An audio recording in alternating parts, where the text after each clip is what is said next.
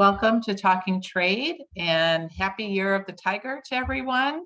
I'm Sandi Siegel with Emmy Day.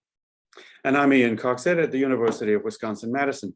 Today's guest is a badger, Sam Vortherms, and now an assistant professor at the University of California, Irvine, but she received her PhD in political science from the University of Wisconsin-Madison in 2017.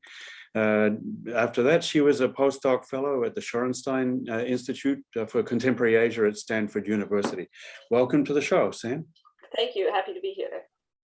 Now, Sam, you're an expert in multinational firms operating in China. That's a kind of a big area, but nevertheless, a very, very interesting one. Tell us a little bit about the kind of research that you do. Yeah, I'm largely interested in how processes of economic development affect how individuals interact with the government in China. So what that really means is how investment and economic development based on foreign capital affects labor markets in China, and how that changes and shapes the local policies, the local ways that government officials try to advance development. Okay. And I noticed you've got some very recent work that looks at the behavior of multinational firms in China in the context of trade wars and the additional tariffs imposed in the course of those trade wars. Tell us a little bit about that. Was there any impact of those conflicts or implicit conflicts on the behavior of firms in China? Yeah, my co-author and I, Jack Zhang of University of Kansas, we really wanted to see what the effect of the trade war was on these multinational corporations operating in China. And all this political rhetoric on the trade war coming out of top leaders here was about reshoring production, bringing U.S. firms home. So we wanted to know first if firms were leaving China, right? That's the first step in that process. And looking at this, we identified multiple pathways that the trade war could push firms out. On the one hand, we think about tariffs and how tariffs increase the cost of business. And we talk about new lines of tariffs all the time. But the trade war also has a blunt effect where just even disagreements and souring political relations can sour the business environment as well. Sure. So we divide out these effects, and we see that most of the effect of the trade war is actually in that blunt effect.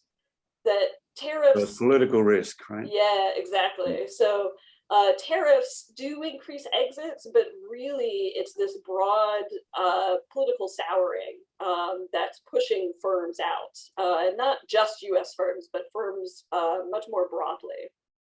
Interesting. I've certainly seen with our import customers, the financial impact of the tariffs. And while the agenda was perhaps to reshore, many anecdotes that, it's simply not that easy to move supply chains overnight, and you spend years, developing these.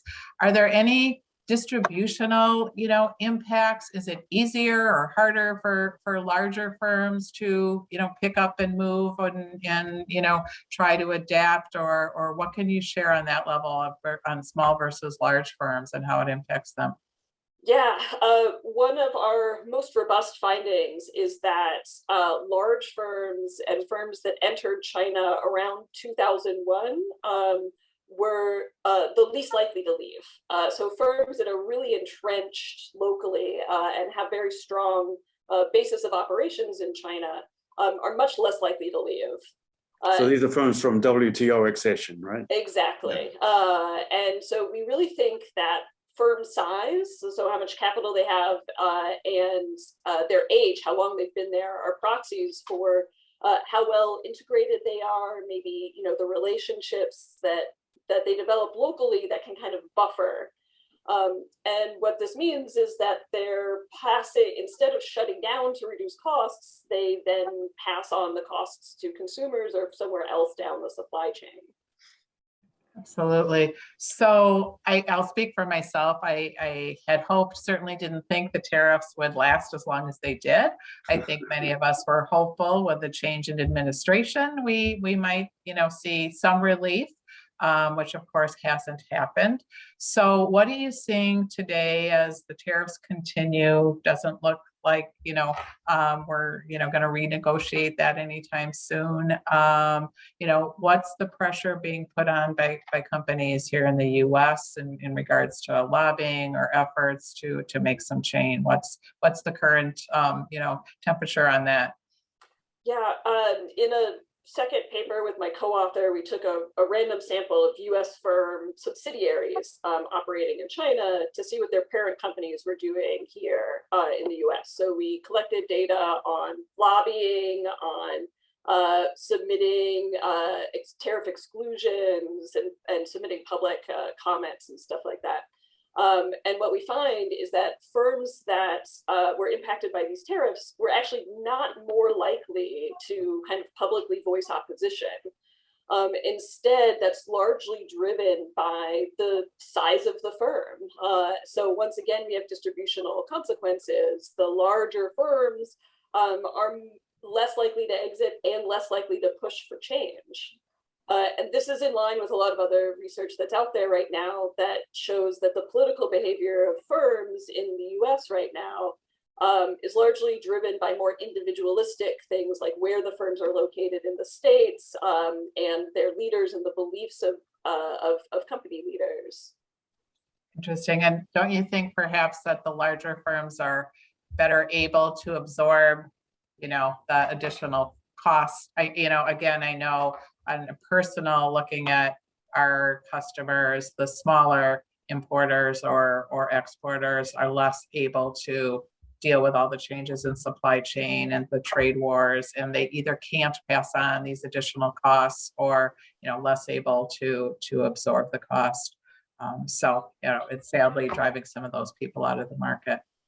Yeah, exactly. This is the big takeaway, is that there are significant distributional consequences. And so some firms are able to weather the storm and some firms aren't. And those are our smaller businesses, the newly established businesses, that type of firm.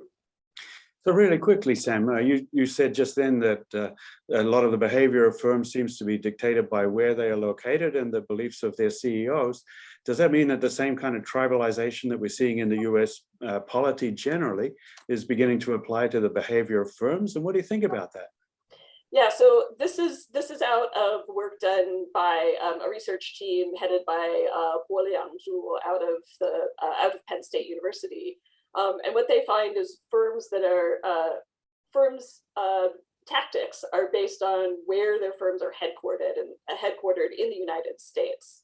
And so it's heavily dependent on the political climate that's going on as well, in terms of, firms have to thread a needle because they're not completely impartial. They have to kind of play the political game that they're operating in. So we do see that kind of influencing these economic decisions instead of having, completely, neutral bodies in these firms. So unfortunately, yet another polarizing topic that we're facing.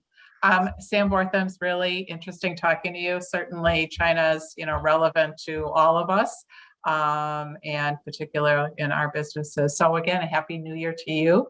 And thank you for joining us on Talking Trade. Yeah, thank you very much for having me. We'll see you again. This has been Talking Trade. Look forward to seeing you in the next episode.